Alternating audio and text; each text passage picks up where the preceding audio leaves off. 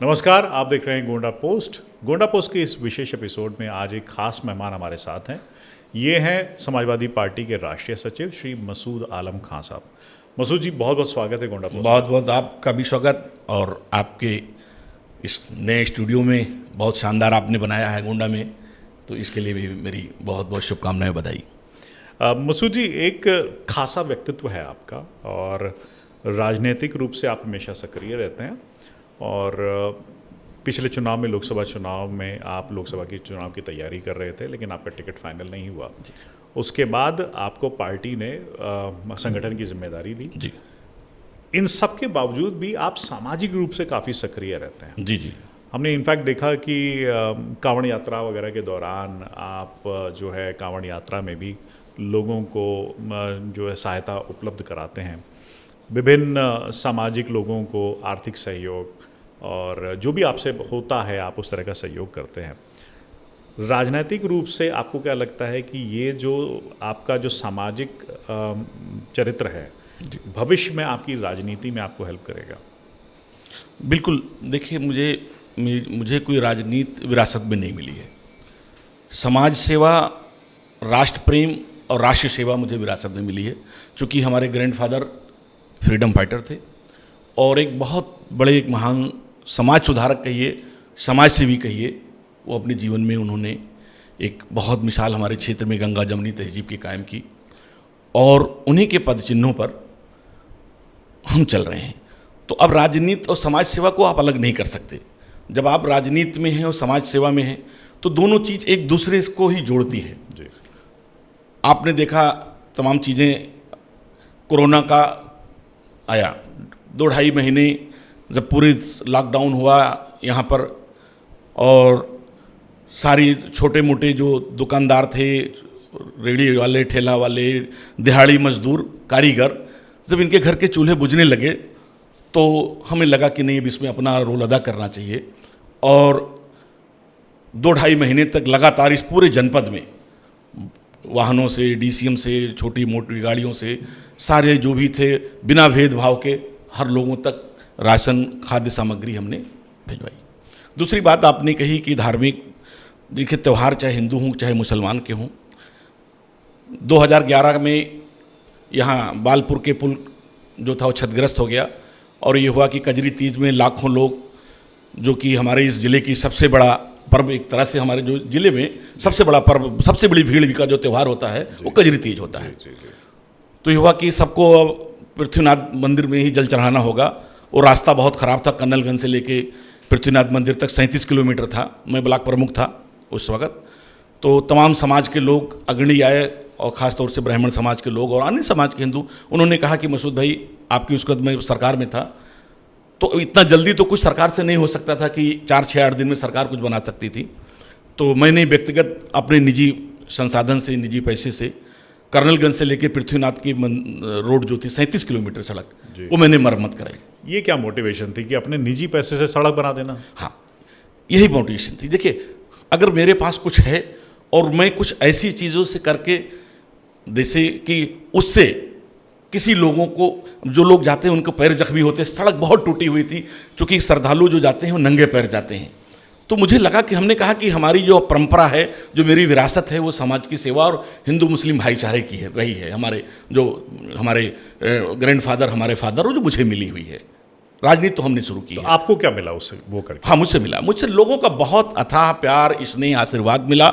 और वो आप ये कहिए, मैं हर साल 17 साल से लगातार मैं पंडाल लगा रहा हूँ, प्रेम का पंडाल। एक बैनर लगता है, इस आपके सारे मीडिया बंधु जाते हैं, प्रेम का पंडाल। सारे लोग कजरी तीज के दिन इस जनपद में सैकड़ों पंडाल लगते हैं, जो हमारा हिंदू भाई पुण्य के लिए लगाता है कि हम पंडाल लगा रहे हैं, अच्छे खाने, अच्छे पकवान खिलाता है पुण्य के लिए। लेकिन हजारों पंडाल में से एक पंडाल लगता है प्रेम के लिए। हम लिखते हैं प्रेम का पंडाल। ओके, ठीक है, बैनर लगता है प्रेम का पंडाल, क्योंकि उससे भाईचारा, ये सौहार्द हिंदू मुस्लिम की एक नहीं, कि हम इस ज़िले का, हमारे हिंदू भाइयों का त्यौहार है तो हम उसमें, आपके त्यौहार में हम शरीक हैं। और हम बहुत सारा नहीं है, जितना भी है, हमने कहा बहुत अच्छे लोग खान पान बांटते हैं, लेकिन हम भी वहाँ पर फल फ्रूट बांट करके हम उसमें अपने उस त्यौहार में शामिल होने का संदेश देते हैं। तो उद्देश्य ये होता है कि आप सर्व समाज में उपस्थित रहें और कहीं ना कहीं हर समाज में सामंजस्य बना रहे, प्रेम बना रहे। जी जी, बिल्कुल, ये उद्देश्य होता है। बिल्कुल बिल्कुल। आपको क्या लगता है कि वर्तमान में ये जो हिंदू मुस्लिम प्रेम है, हिंदू मुस्लिम समाज है, क्या आपस में सौहार्दपूर्ण माहौल पहले से बेहतर हुआ है? अभी की क्या स्थिति है? नहीं नहीं, कम हुआ है। पहले से माहौल आज अच्छा नहीं है, क्योंकि हम तो समाज में हैं और लोगों के बीच में हैं। लेकिन जो अभी 2014 के बाद से जो राजनीति हुई है, जो सियासत हुई है, उसमें सियासत बहुत जिस लेवल पर हो गई कि धर्म को बांट करके लोगों से एक दूरियां पैदा करके एक नफ़रत का माहौल बनाया गया है। और मेरे जैसे लोगों को, मैंने कहा एक चीज़ आप बहुत तकलीफ होती है। मैं हल्दरमो का ब्लॉक प्रमुख बना, हल्दरमो का ब्लॉक प्रमुख बना, शपथ लिया मैंने, तो 2006 की बात कर रहा हूँ। तो मेरे पास 2 लोग आए। एक प्रकरण था हमारे पास में, ईदगाह 15 बीघे का 3 एकड़ का भोंका में, वहाँ के इमाम साहब ने कहा कि मसूद भाई इसका बाउंड्री वाल बनवा दीजिए। और बरखंडी नाथ हमारे यहाँ एक बहुत ही कर्नलगंज में एक पौराणिक स्थल है, तो एक वहाँ के महंत हैं सुनीलपुरी बाबा। तो मैं वहाँ पर गया था, तो प्रमुख उसी टाइम में, तो उन्होंने कहा कि ये बड़ी स्थिति इसकी जीर्ण और शीर्ण है, इसकी भी जरा आप कराइए। तो मैं आपको बताऊं कि ब्लॉक प्रमुख बनने के तुरंत बाद मैंने अपने वहाँ भी निजी पैसे से पृथ्वीनाथ, जो ये बरखंडीनाथ मंदिर का, वो भी शिवलिंग पीठ है, उसका मैंने पूरा जीर्णोद्धार कराया, परिक्रमा मार्ग बनवाया, वहाँ का सौंदर्यीकरण कराया, और फिर उसके बाद में भोंका का ईदगाह जो 3 एकड़ का है वो भी अपने निजी पैसे से मैंने बनवाया। ओके। तो अगर ऐसे लोगों के लिए, हमें तो तकलीफ होती है जब भाईचारा खराब होता है, सौहार्द खराब होता है, तो मेरे जैसे व्यक्ति को जो सबसे ज़्यादा किसी को तकलीफ होती होगी वो हमारे जैसे एक व्यक्ति हैं जिसे ज़्यादा तकलीफ हो रही है। ओके। पिछले लोकसभा चुनाव में देखा गया था कि आप श्रावस्ती से चुनाव की तैयारी कर रहे थे। पार्टी ने आपको आदेश दिया था चुनाव लड़ने का, उसके बाद आपका टिकट नहीं दिया गया जी। और तो उससे रिसेंटमेंट हुआ आपके अंदर भी कि मैं तैयारी कर रहा था। विधानसभा चुनाव अब आने वाले हैं, क्या भविष्य में चुनाव की तैयारी आपके द्वारा की जा रही है? देखिए, जो 2024 का श्रावस्ती लोकसभा की तैयारी मैंने शुरू की, और जब चुनाव अच्छे लेवल पर गया तो फिर राष्ट्रीय अध्यक्ष जी ने भी मुझे हरी झंडी दे दी कि ठीक है, आपको लड़ाया जाएगा। और मैंने तैयारी करके माहौल पूरे 11 ब्लॉक और सारी चीज़ों पर एक चुनाव को खड़ा किया। और जब चुनाव नज़दीक आ गया और चुनाव आचार संहिता लग गई, और मैं बिल्कुल अपने हिसाब से मैंने पूरी पार्लियामेंट लड़ने की पूरी अपनी जो तैयारी होती है, पार्लियामेंट बड़ा चुनाव होता है, तो उसके लिए आपको सारी चीज़ें, सारे मटेरियल्स और सारी चीज़ें आपको एक लड़ने के लिए तैयारी करनी होती, तो हमने तैयारी कर ली और सारी चीज़ें हो गई। तो फिर राष्ट्रीय अध्यक्ष जी ने बुलाया वहाँ पर लखनऊ में, और मुझसे कहा कि ऐसा है कि एक पार्टी ने एक सोशल इंजीनियरिंग का एक नया बनाया फार्मूला, और उसके तहत यह है कि ज़्यादा जगहों पर ऐसे लोगों को लड़ाना है कि जहाँ पर जैसे यादव और मुस्लिम पार्टी का बेस उठे, और अदर्स में एक बिरादरी, चाहे वो ब्राह्मण हो, चाहे वो ठाकुर हो, चाहे वो बैकवर्ड में कोई कुर्मी बिरादरी हो, मौर्य बिरादरी हो, इस तरह से एक प्रयोग पार्टी कर रही थी जो पीडीए के माध्यम से।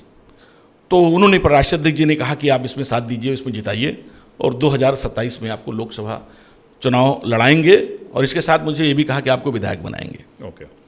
तो मुझे बिल्कुल अपने लीडर पर पूरा भरोसा है कि हम पूरी, देखिए हमारा एक क्षेत्र, एक ज़िले तक, हम पूरे ज़िले में काम कर रहे हैं, ज़िले नहीं पूरे मंडल में काम कर रहे हैं। कोई पर भी पार्टी के स्तर पर कहीं दिक्कत परेशानी कोई चीज़ होती है, या कहीं पर भी कोई दिक्कत आती है, आपदा आती है, कोई समस्या आती है, या कोई कहीं पर दुख होता है, तो हमारी कोशिश होती है कि 4 जनपदों में हम पहुँच करके कम से कम वहाँ पर अपनी जिम्मेदारी को दिखा सकें, पार्टी के लिए भी और सामाजिक तौर पर, व्यक्तिगत तौर पर भी। मसूद भाई, वक्फ संशोधन बिल भाजपा द्वारा पास किया गया है, इसके बारे में आप क्या राय रखते हैं? देखिए, वक्फ को पहले समझना होगा। ये वक्फ जो है ये 1450 साल पहले की है, जब हमारे नबी मोहम्मद साहब सल्लल्लाहु अलैहि वसल्लम की ज़माने में जी। सबसे पहले एक जो सहाबी थे, उनके फॉलोअर्स थे, उन्होंने 600 खजूर पेड़ को दान दिया था। जिससे आप यहाँ धर्मांत के लिए नहीं कहते हैं कि धर्मार्थ के लिए कोई चीज़ कहीं पर किसी को डोनेट कर दी जाए, दान कर दी जाए। तो ये प्रक्रिया तब से चली, आज कोई नया नहीं है। और दुनिया में जहाँ पर भी मुसलमान हैं, जहाँ पर भी पूरी दुनिया में जहाँ पर भी मुसलमान हैं वहाँ पर भी, जैसे यहाँ पर जो वक्फ है, ये वक्फ अंग्रेज़ के ज़माने में 1923 में ये वक्फ संपत्तियों के लिए ये वक्फ बनाया गया था जी 1923 में। लेकिन अलग अलग जहाँ पर जिन देशों में जिन मुल्कों में नहीं भी है, वहाँ पर जैसे कोई मस्जिद है, कोई मदरसा है, कोई खानकाह है, कोई दरगाह है, कोई ऐसी चीज़ है जो चैरिटेबल, तो उस पर जो मुस्लिम समाज के लोग हैं जिनके पास धन है या देना चाहते हैं, वो उन चीज़ों को उसमें दान देते हैं कि इस ज़मीन से या इस संपत्ति से या इस ज़मीन में ये चीज़ बन जाए, उसी को वक्फ। तो उसके बाद 1923 से इसको रजिस्टर्ड करना शुरू हुआ। ओके। उससे पहले कोई रजिस्टर्ड नहीं था। तो ये जो वक्फ बिल आया, सरकार ने कहा, प्रधानमंत्री जी ने कहा कि हम मुसलमानों के हितों में ला रहे हैं जी। हम चाहते हैं कि वो कोई चीज़ इसमें अमेंडमेंट ऐसा होता कि तमाम प्रॉपर्टी संपत्ति हैं उसको सही सदुपयोग हो जी। हम उसके खिलाफ नहीं है कि कोई ऐसे कोई तरमीमी बिल या अमेंडमेंट बिल लाए, हम उसके खिलाफ नहीं हैं, लेकिन वो बिल मुसलमानों के हक में हो। ऐसा बिल जिसमें अभी मैं माननीय सुप्रीम कोर्ट का फिलहाल धन्यवाद देना चाहूँगा कि फिलहाल उन्होंने कुछ बिंदुओं पर जो कि अभी कोई भी नेचर है वक्फ बाय यूज़र का उसे चेंज नहीं किया जाएगा, लैंड का चेंज ना किया जाए, हाँ कोई चेंज नहीं होगा।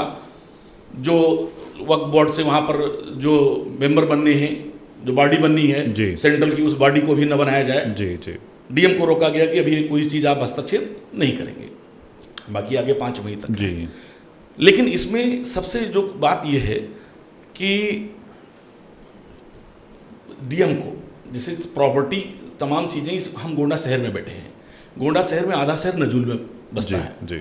तो जाहिर सी बात है तमाम धार्मिक स्थल हिंदू और मुसलमान और सिख और ईसाई के उसमें हो सकते बने हो, जो कि 200-300 साल पहले बने होंगे। तो अब सबके पास तो रजिस्ट्री आप कागज़ नहीं है कि कल के लिए कोई मांगेगा कि भाई रजिस्ट्री दीजिए आपका, वरना आपको डिस्पोजिस कर दिया जाएगा या सरकार इसको ले लेगी, जो लोग इतने दिनों से चले आ रहे हैं। तो इसलिए इसमें संदेह सबसे ज़्यादा इसलिए पैदा हुआ, डीएम को जो अधिकार दे दिया गया कि कोई भी ज़मीन है, कोई भी वक्फ की ज़मीन है, कोई भी एक आदमी आता है और एक एप्लीकेशन डीएम को दे देता है, साहब ये फला है और इस पर मसूद खाने और फलाने ये गलत है या फला का कोई चीज़ है, तो वो तुरंत विवादित मान ली जाएगी, उसे वक्फ नहीं माना जाएगा। वक्फ नहीं माना जाएगा। जब वक्फ नहीं माना जाएगा तो वो डीएम के अधीन हो गया और वो तुरंत सरकार की संपत्ति मानी जाएगी। और जब डीएम जब तक उसको निर्णय नहीं दे देते तब तक आप आगे भी नहीं जा सकते कहीं जी। जब तक और डीएम कब तक निर्णय देगा ये पता नहीं है किसी चीज़ को। जैसे वक्फ में ये था कि जो वक्फ की संपत्तियों पे कब्जा किए हुए हैं उनको सजा 2 साल से 6 महीने कर दी गई। अगर आप वक्फ को मजबूत बनाना चाहते हैं, पारदर्शी बनाना चाहते हैं, तो 2 साल से सजा 4 साल होनी चाहिए थी। तो इसलिए इसमें जो ज़मीनें प्रॉपर्टीज़ हैं, ऐसा माना जा रहा है, ऐसा मुसलमानों को इस बात पे शक है और सही चीज़ भी है कि सरकार की मंशा जो जितनी बड़ी ज़मीनें या प्रॉपर्टी हैं, बड़ी बड़ी प्रॉपर्टियां हैं, उस पर अपने अधीन करके और शायद अपने उद्योगपति मित्रों को या उन लोगों को या किसी को भी देना चाहते हैं। और जो मुसलमानों के मस्जिद मदरसे या उनके यतीम खाने, उनके बारगाह, उनके खानका जो भी कुछ हैं, वो जो एक जहाँ पर धार्मिक कार्य चल रहा है, उसमें भी आने वाले दिनों में ऐसा लग रहा है कि सरकार उस पर भी अपना हस्तक्षेप कर इंटरफेयर कर सकती है। एक लास्ट क्वेश्चन मैं पूछूंगा आपसे, हाँ या ना में बताइएगा, आपको लगता है कि वक्फ की संपत्तियों पे अवैध कब्जा है या नहीं? बिल्कुल है। हम बिल्कुल है और हमें यही चाहता था कि जो वक्फ की संपत्तियां हैं उस पर कब्जे को छुड़ाया जाए और उसको वाकई जैसे वो संपत्तियां दान के लिए दी गई हैं, जो मुस्लिम पूर्वजों ने जिन लोगों ने दान के लिए दी है किसी चीज़ के लिए, वो उस चीज़ों के लिए, गरीबों के लिए, मजलूमों के लिए, बेवाओं के लिए, जिसके लिए भी दान दी गई हैं, उससे छुड़ा करके उनको मिलना चाहिए। बल्कि वो किसी सरकार के, भाई सरकार क्यों ले रही है ज़मीन को? भाई वो सरकार ने ज़मीन नहीं दी हुई है, वो ज़मीन किसी मुसलमानों ने, हमने कहा कि 1450 साल से ये प्रक्रिया चली आ रही, एज की आपकी नहीं है। भाई आप 250 साल से जो मस्जिद है, मदरसे, कोई चीज़ है, उसकी कौन सी रजिस्ट्री किसी के पास है? हम किसी मंदिर की हो, गुरुद्वारा की हो, चर्च की हो, अगर 300 साल की होंगी तो पुराने बने हुए हैं तो उनकी कौन सी रजिस्ट्री किसके पास है? नहीं है। तो वो जाहिर सी बात है कि वो ज़मीनें या जो प्रॉपर्टी है वो सरकार की कभी नहीं रही है, ना अंग्रेज की सरकार की रही है, ना मुगल सरकार की रही है और ना इस सरकार में रही है। वो जिनकी संपत्तियां थीं उन्होंने समय समय पर उस धार्मिक जो भी मस्जिद मदरसा या जो भी जगह रही हो या जो भी संस्था चलती रही हो धार्मिक संस्था, उसको उन्होंने दान दिया है। तो जो किसी व्यक्ति ने दान दिया है तो उस दान का जिसको दान दिया है वो हकदार है, उस दान को सरकार नहीं ले सकती है। ये मुसलमानों के साथ बहुत बड़ी ज्यादती हो रही है। अगर ये सरकार ऐसी प्रॉपर्टी पर ऐसा कुछ बनाती है, स्कूल बना दे या आवास बना दे, जिसका सर्व धर्म के लोग या हर जाति के लोग, हर आय वर्ग के लोग इस्तेमाल कर पाए, आपको क्या लगता है कि ये सही होगा या गलत? नहीं, देखिए मैं फिर कह रहा हूँ कि वो संपत्ति वक्फ बोर्ड की है जी। वो जो वक्त क्या है, वक्त की अपनी नहीं, वक्त ने सारी चीजें को मिल करके वक्त बना हुआ है। तो अगर किसी ने कोई, मैं कह रहा हूं कि किसी दरगाह की जमीन है जी जी, ठीक है, तो वो दरगाह इसलिए बनी हुई थी कि उस जमीन से जो आय आएगा उससे दरगाह की देखरेख चलती रहेगी, मैनेजमेंट होता रहेगा। अगर उस जमीन उसके पास ज्यादा है तो सरकार उससे बात करके वक्त से कि भाई ठीक है, हम आपको किराया देंगे, हम आपको इसके बदले में ये पैसे देंगे, ठीक है, आप उसके दरगाह का अपना मैनेजमेंट या मस्जिद का मैनेजमेंट जो भी है आप चलाइए। तो जाहिर सी बात है, एक बातचीत करके बात बन सकती है जी। लेकिन वो सरकार सीधे नहीं ले सकती। वो थ्रू आपको जो डोनेट दरगाह है तो जाहिर सी बात है भाई वक्फ के थ्रू ही आप उसमें कोई चीज़ बना सकते हैं और उसके जरिए उनको उसका मुआवजा दे सकते हैं। अब चूंकि सुप्रीम कोर्ट में यह मामला चला गया है जी, समाजवादी पार्टी के द्वारा वक्फ संशोधन बिल के खिलाफ कुछ रणनीति बनाई गई है भविष्य के लिए? नहीं, हम लोग समाजवादी पार्टी ने पूरी ताकत के साथ पार्लियामेंट में इस बिल का विरोध किया।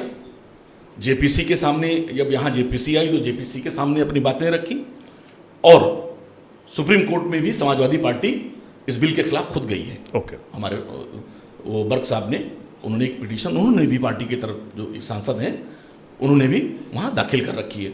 और जिस तरह की बहस हुई है, जिस तरह की इसमें कमियां हैं, जैसे कमियां एक चीज़ ये हैं, जैसे सुप्रीम कोर्ट ने पहले दिन पूछा कि ठीक है आप इसमें नॉन मुस्लिम को लाना चाहते हो इस बोर्ड में, जो बोर्ड में मेंबर या सदस्य अध्यक्ष जो भी बनाना चाहते हो, तो क्या जो अन्य धर्मों के हैं, SPGC है उसकी सिख लोगों की श्री गुरु प्रबंधक कमेटी, गुरु प्रबंधक कमेटी, क्या उसमें नॉन मुस्लिम ले सकते हैं? या जो तमाम हिंदू धर्मों के राम मंदिर कमेटी हो गई और तमाम सारी चीजें हैं, तो क्या सुप्रीम कोर्ट ने पूछा कि आप वहां पर भी मुस्लिम का, तो जाहिर सी बात है सरकार के पास कोई जवाब नहीं, तो सरकार ने कहा कि नहीं हम ऐसा नहीं करने जा रहे हैं। अब पहली मतलब आप समझिए, एक पहली एफिडेविट जो तुषार मेहता ने दे दिया, आपने कानून बनाया, कानून में लिखा हुआ है और एफिडेविट आप दे रहे हैं कि नहीं मैं नॉन मुस्लिम नहीं करने जा रहा हूं। तो इतनी बड़ी है ना, ऐसी कोई भी सोचेगा कि भाई आप अपने घर में हमें नहीं बैठने दे रहे हो कि सामने आप बाहर ही रहिए, और दूसरे, तो जाहिर सी बात है कि अगर आप अपने घर में बैठो दूसरे को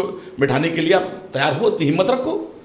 तो इसलिए ये सारी चीज़ें नहीं। और एक चीज़ और मैं बात कहना चाहता हूँ, भारतीय जनता पार्टी हिंदू समाज को एक प्राइड करा रही है कि नहीं साहब ये मैंने करा लिया, और इसमें खुश करने के लिए हम आपके इस चैनल के माध्यम आज इस पॉडकास्ट के माध्यम से कहना चाहता हूँ कि हिंदू समाज को या सिख समाज को, ईसाई समाज को, किसी को खुश होने की ज़रूरत नहीं है। ये सरकार महंगाई, बेरोजगारी जैसे मुद्दे से मतलब से ये फेल हो गई है, तो इसने इन सारी चीज़ों को, अगर ये ज़मीन मुसलमानों से छीन भी लेती है तो ये आम हिंदुओं को इसको फ़ायदा नहीं मिलेगा, आम सिख ईसाइयों को नहीं मिलेगा, ये अडानी और अंबानी को जाएगा। तो आपका मतलब है कि ये सब मुद्दे डाइवर्ट करने के लिए, जैसे एक मिसाल के तौर पर जो धारा 370 कश्मीर से हटी जी, तो एक बहुत बड़ी खुशी, प्राइड महसूस कराया भारतीय जनता पार्टी ने कि वहाँ सब लोग प्लाट ले सकते हो, जमीन ले सकते हो, फला ले सकते हो। भाई कितने लोग वहाँ कश्मीर घूमने भी नहीं गए, कितने लोगों ने प्लाट लिया, कितने लोगों ने जमीन लिया। जमीन और प्लाट जो भी रिसोर्सेज जो माइनिंग अडानी जी को मिल गई, अंबानी जी को होटल और रिसोर्ट के लिए ज़मीन मिल गई, लोगों को नहीं मिली। तो इसलिए मैं इस माध्यम से कहना चाहता हूं कि वो किसी को भी खुश होने की ज़रूरत नहीं है। अगर मुझे तो सुप्रीम कोर्ट पर भरोसा है, लेकिन अगर कुछ हो भी जाए तो जिस तरह से कश्मीर में प्लाट आपको दिखा रहे थे, तो ऐसा यहाँ भी जो दिखा रहे हैं कि जो मुसलमानों से कोई प्रॉपर्टी ली जाएगी वो किसी को मिल जाएगी, किसी को नहीं मिलनी है, वो उद्योगपति मित्रों को दे दी जाएगी। और फिलहाल हम सुप्रीम कोर्ट का धन्यवाद भी देते हैं और भरोसा करते हैं कि भारत के संविधान जो डॉक्टर बाबा साहब अम्बेडकर ने लिखा है उसके तहत न्याय होगा, और किसी के भी जो एक इस देश में धार्मिक आज़ादी है, स्वतंत्रता है एक आप बोलने की, उसको भारतीय जनता पार्टी लगाम लगा रही है, उसको जाहिर सी बात है कि लोकतंत्र को कमज़ोर कर रही है। तो इसलिए आखिरी जो हम लोगों के न्याय की उम्मीद है वो सुप्रीम कोर्ट से है और वहाँ से उम्मीद है कि इसमें भी न्याय मिलेगा। इंतज़ार है उस ऑर्डर का। बिल्कुल बिल्कुल। जैसे आपने कहा कि आपका क्षेत्र बहुत बड़ा है और आपके जो नेटवर्क है वो काफ़ी सारे एरियाज़ में है गोंडा के देव पाटन मंडल के। आपकी चॉइस अगर मैं पूछूं विधानसभा चुनाव लड़ने की वो क्या रहेगी? देखिए, मैंने अपनी चॉइस राष्ट्रीय अध्यक्ष जी ने पूछा था और मैंने बता दिया था और उन्होंने मुझे उस पर रिकमेंड कर दिया था। अब इधर चूंकि राष्ट्रीय अध्यक्ष जी ने कि सबको ये रोका हुआ है कि अभी कोई भावी प्रत्याशी नहीं लिखेगा, कोई संभावित प्रत्याशी नहीं लिखेगा, तो मुझे लगता है कि जल्द ही वो कुछ इस पर निर्णय लेंगे। उसके बाद में उस क्षेत्र में प्रॉपर तरीके से तैयारी शुरू हो जाएगी। ठीक मसूद भाई, आपसे चर्चा करी हमने आपकी भविष्य की राजनीति पर भी और किस तरीके से लोकसभा चुनाव में जो घटा खास तौर पे बड़ा इंटरेस्टिंग था, क्योंकि हमने सोशल मीडिया पे देखा बहुत सारे लोग आपके जो सपोर्टर थे वो नाराज़ हो गए थे। जी जी जी। समाजवादी पार्टी से नाराज़ हो गए थे कि पार्टी जो है जीता हुआ चुनाव हार रही है। इनफैक्ट मैं देखता हूँ कि सिर्फ श्रावस्ती नहीं, गोंडा शहर में, कटरा बाज़ार में, विभिन्न क्षेत्रों में आपके समर्थक उपलब्ध हैं। अगर समर्थकों की राय रहती है कि मसूद आलम खान फलानी सीट से लड़ें, क्या आप उनकी राय को सम्मान देंगे या अखिलेश यादव की चॉइस को? देखिए, जो नाराज़ होने की वो जायज़ हो जाती कार्यकर्ताओं। 2020 में मैं समाजवादी पार्टी 29 दिसंबर को शामिल हुआ और राष्ट्रीय अध्यक्ष जी ने इस बात को कही कि आप कटरा छोड़ दीजिए, तो उन्होंने मुझसे चॉइस पूछा। तो हमने कहा कैसरगंज जो है वो 20 साल से समाजवादी पार्टी हार रही है, 20 साल से, तो बगल की सीट है कैसरगंज दे दीजिए, हम तैयार करके हम जीत लेंगे। और तो राष्ट्रीय अध्यक्ष जी ने कहा ठीक है, डन है। तो हम कैसरगंज तैयारी करने लगे। कैसरगंज से उन्होंने टिकट भी दे दिया, हमने नामांकन भी कर दिया। लेकिन वहाँ पर जिले के लोगों ने, कुछ नेताओं ने वहाँ पर राष्ट्रीय अध्यक्ष जी के सामने अपनी विरोध को रखा और हमारा टिकट कट गया। लेकिन मैंने उसके बावजूद भी राष्ट्रीय अध्यक्ष जी ने कहा, मंच से कर्नलगंज में आके कहा कि नहीं, आप मसूद लड़ाइए और जिताइए और सरकार बनेगी तो आपको सम्मान मिलेगा। तो हमने वहाँ पर 20 साल के बाद में कैसरगंज से समाजवादी पार्टी का विधायक जीता और हमने लोगों ने मिलकर जिताया। फिर आप आइए श्रावस्ती में भी 20 साल से समाजवादी पार्टी का कोई एमपी नहीं हुआ था बलरामपुर श्रावस्ती से। मैंने वहाँ पर भी पूरी तैयारी की और तैयारी करके माहौल को बनाया और उस सीट को, और वो सीट समाजवादी पार्टी 20 साल के बाद लोकसभा में फिर से वहाँ जीती और हमें वहाँ का प्रभारी भी बनाया। वो गैसड़ी विधानसभा जो उपचुनाव हो रहा था वो भी सीट समाजवादी पार्टी ने वहाँ भी वो सीट जीती। तो जो जिम्मेदारियाँ मुझे पार्टी ने दी थी, हम कैसरगंज में जिता के लाए, हम श्रावस्ती में जिता के पार्टी को, मैंने दोनों सीटें 20-20 साल के बाद थी, हम वहाँ पर तैयारी करके दोनों जगह, तो हमको जहाँ भेजते हैं, जहाँ 20 साल नहीं जीती होती हम उसको तैयार करते हैं और पार्टी वहाँ जीत जाती है। तो उसकी पीछे था। तो अगर मान लीजिए अखिलेश यादव जी का निर्णय आपको लड़ाने का होता तो शायद आज हम आपको, मसूद आलम खान को, श्रावस्ती सांसद के रूप में बातचीत कर रहे होते। जी बिल्कुल बिल्कुल, जीतते, उसमें कोई दो राय नहीं था। लेकिन मैंने पार्टी के निर्णय को, राष्ट्रीय अध्यक्ष जी के निर्णय को सर्वोच्च माना।